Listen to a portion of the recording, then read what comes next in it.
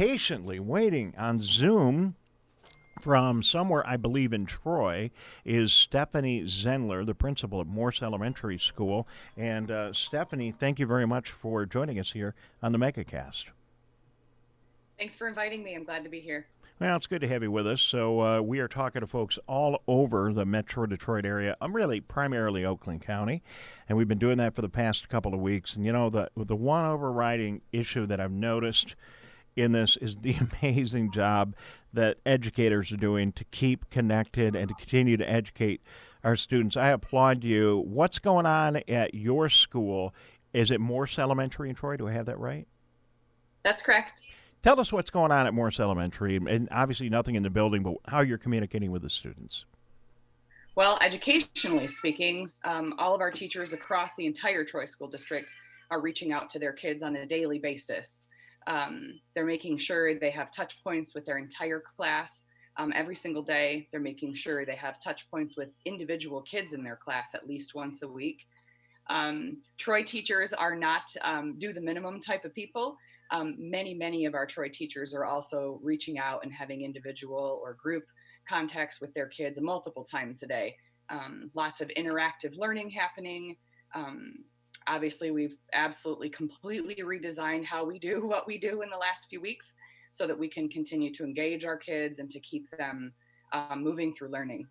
Stephanie Zendler, principal at Morse Elementary in Troy. Stephanie, we've talked to primarily administrators. I've talked to almost every superintendent that I could get in touch with, as they're very busy doing things to make things happen in their districts. I've not had the opportunity to talk to too many principals at elementary schools.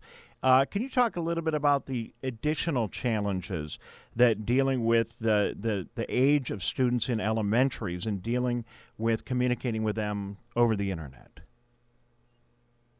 Yeah, well, several challenges, but every challenge is an opportunity to learn something new for sure. But some of the challenges include younger elementary kids in particular have to be very reliant on their parents for device use. So if a teacher wants to host a meeting on Zoom or to provide content to their kids, they have to count on the parents to be available with that device and to have internet so that the kids can connect and engage. We have been pleasantly surprised, though, that our community has been really helpful with that. And where we have found gaps, Troy has been able to help fill them with hotspots or devices, things that kids need to get connected. Certainly there's the ongoing concern about safety. We want to make sure that our kids are using those devices and engaging in those things in a safe way. So our teachers are absolutely learning on the fly how to do those things. Nothing replaces in-person, face-to-face teaching, but we're doing our very best to engage kids and to keep their parents engaged too. There's a fine line between giving them too much and not enough. So we're working hard as a district team and as a school team to do those things. We're also using our traditional models that we've used with parents all along. Some folks are Twitter parents, some folks are comfortable on a school Facebook page or other platforms. So we're trying to continue to engage them in ways that they're comfortable with. We also recognize a lot of parents are working from home. So we're trying to be really intentional about what we expect and when, so that parents have an opportunity to create a balance between the need to often work at home and to make sure that their kids are engaged in learning.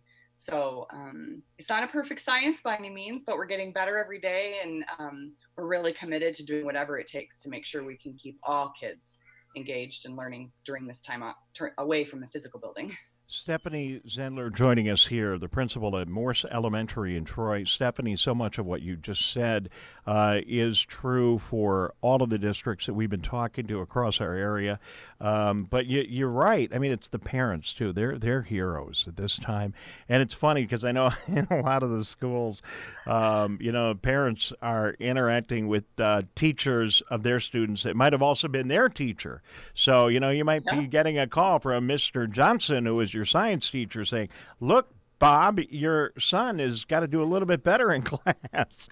So, it's all good. But the parents are doing a great job, aren't they? They really are.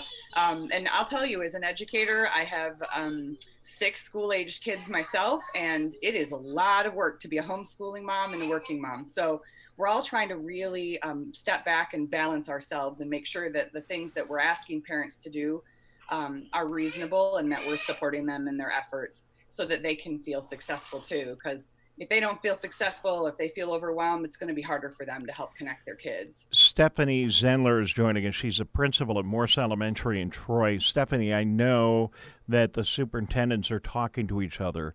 Do teachers and principals also have the opportunity to dialogue with other educators around the state so you guys can compare notes and share successes? Yes, absolutely.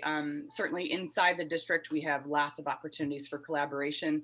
Again, we've picked up really quick about how we can help each other connecting through grade level Zoom meetings and staff meetings.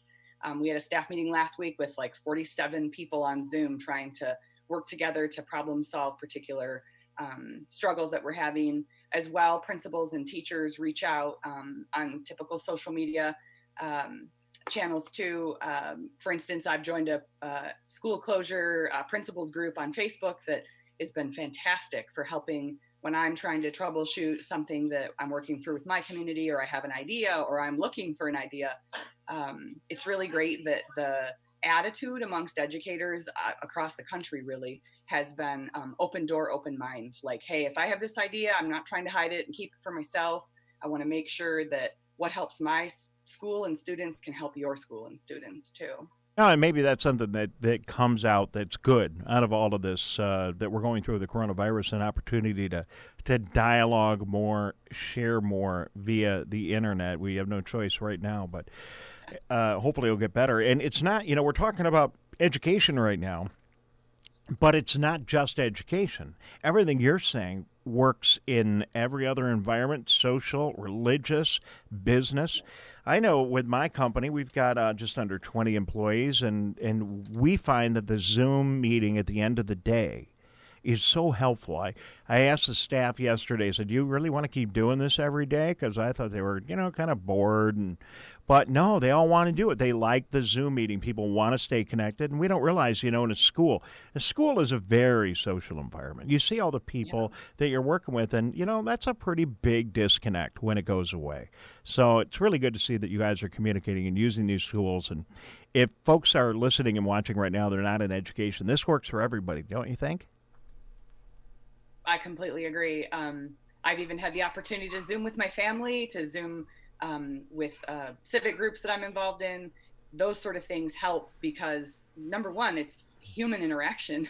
We all miss it. And I love my family, but it's really nice to see other faces every once in a while.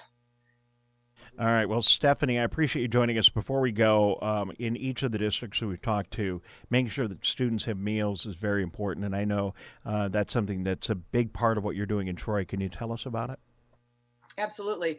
Troy is, at this point, has a three-pronged approach to making sure that food scarcity or food insecurity is less of a concern for our community.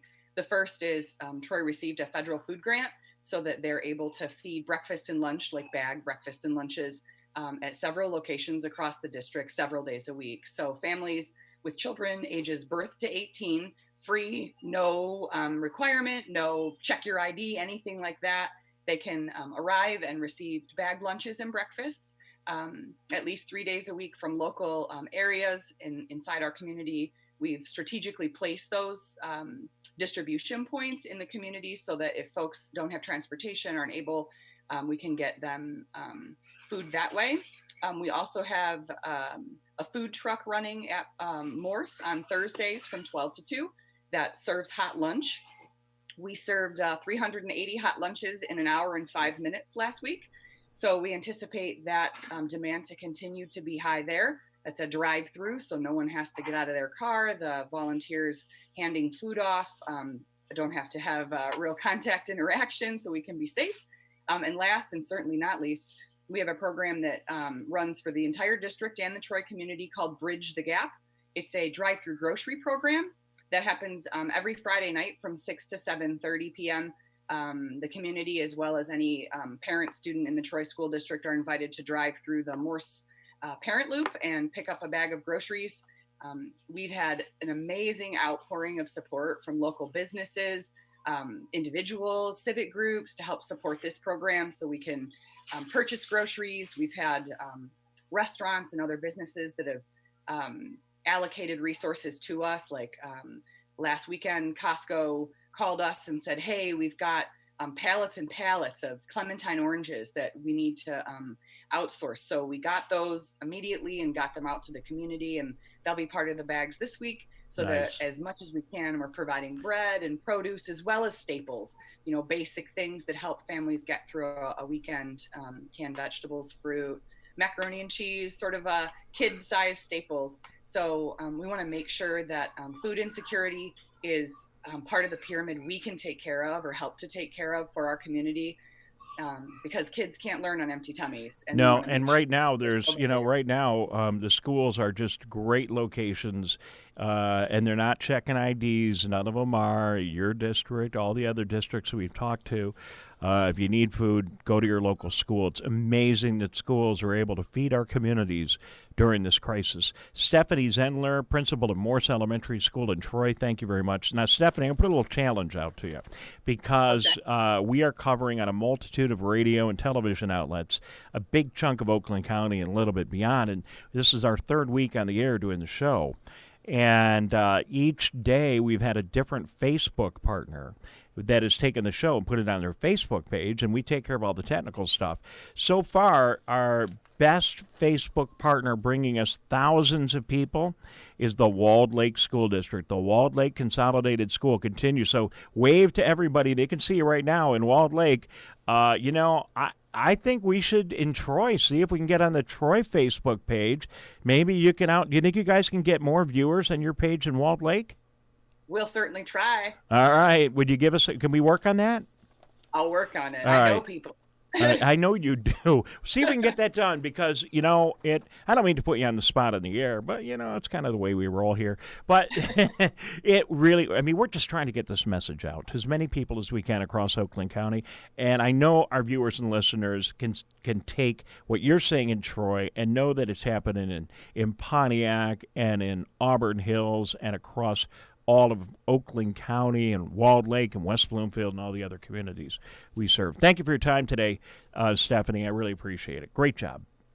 Thank you. Be well. Okay, you too. Take care. She is one of our great educators, Stephanie Zendler, joining us today in the MegaCast.